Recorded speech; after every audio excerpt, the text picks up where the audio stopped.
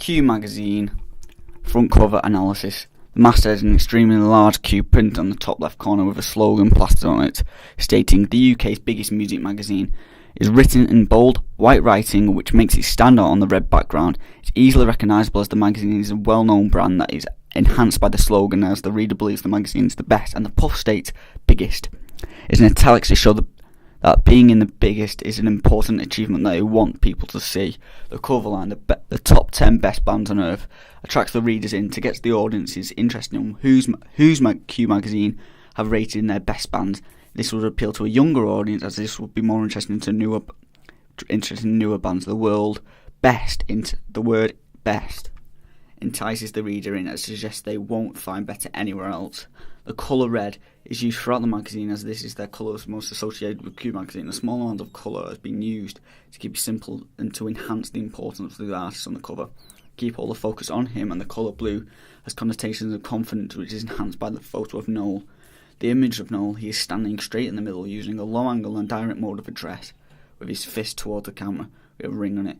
This is showing the connotations of showing Noel has power. He's still at the top this act with. He's doing it in famous movies when the boss gets his men to kiss his ring as a form of respect. I believe that what Q magazine are trying to convey with this photo is the cover line, brand new interviews, reader interested in the magazine. It gives the impression that the interview is new and exclusive, and the reader would want to know what the latest news, the bands are being interviewed and well known, and this would make the audience more interested.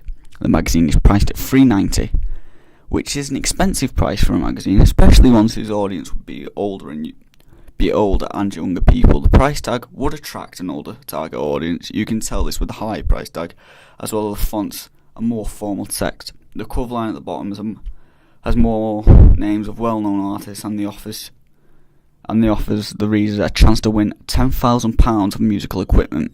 This incentive is clearly again appealing to an older generation, as older musicians would really like to have those large upgrades. NME front cover analysis. The use of the masthead, the same NME logo that stands out immediately when looking around. This is made bold and is always the largest font on the cover of the magazine, due to allowing the audience to be seen and attracted to it when looking through the supermarket or any other retail shop. This allows the audience to see it, know what it is, and recognise the signs of what magazine they are looking to buy. The articles matches the house style, being orange. It helps stand out on a white background. All the cover lines from a structure which allows the main image to be built around it. Front cover analysis of NME magazines. The front cover is very busy due to the amount of text used. I think NME have done this to make their magazine look unique and interesting. This will be used to draw the audience's attention, with the amount of detail which is being displayed. It's not too much for it to look crowded, but definitely enough for it to appear to be important. The language which is used on the front cover allows the audience to feel the artist is talking to them, due to it being informal. This will persuade the audience to read the magazine. The use of the informal language is allowing the magazine to relate to the target audience, which is between 16 and 25-year-olds. The use of the barcode has been created using the same house style that makes it fit with the magazine better. This isn't important, but a good technique to use. The text is also red, and which improves the look and feel of the production. The main cover line of this magazine is Liam Gallagher. Due to him being the main photo, it talks about what he would do if he ever met John Lennon, and it states that he would lick him from head to toe.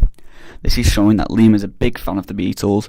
The audience is drawn then, and when they first read text Liam, due to the sheer size, draws the audience's attention to it. Cover lines. The main focus of the cover line is bolded text in the beginning of each, which is in the case of the names of different famous artists on the cover line, such as Slipknot and the Arctic Monkeys. They use incentives to attract the audience in, and again with the likes of free posters to come in the magazine of again a very famous artist, clearly establishing NME as a massive publisher. Kerrang! Magazine review. The masthead is just screaming connotations of rock, with the likes of clever naming of Kerrang! The crashing noise of a guitar when being played. This is personified with the likes of font which has been chosen, how they have chosen smash effect on it, again showing the connotations of rock, due to the rock artists stereotypically being wild party people who destroy their equipment. Just think of the artists like The Who. The main image is a medium low angle shot of Billie Joe Armstrong, the lead singer of Green Day. It fills the front cover, making it bolder and attracting the main image does not follow convention, with it not using any direct mode of address, but the photo has been taken at the gig, so I believe that Kerrang are trying to convey that Green Day don't need to connect to an audience through media publications such as magazines, but they do it with their music in person at live concerts. The main cover line supports my idea. The connection to the audience is again, where the cover line states Green Day exclusive US tour again. US tour report, again showing how Green Day just connect with our audience, and the fanbase don't need the gratification of being connected with a third party. They use buzzwords to entice the audience in, with the likes of exclusive. This is used to entice the readers to buy the Kerrang magazine. They use abbreviations which can be understood by the target audience. This is the target audience. This is to connect with the target audience. The use of acronyms, which are seen in the basic text language. This is again to connect with the audience. The colour scheme for this issue of Kerrang magazine is blue, white, yellow and green. The use of the colour blue is due to the lighting of the gig and is giving the audience the impression that they are watching one of their favourite artists live. The use of the colour green is clearly to tie into Green Day's frontman being on the cover.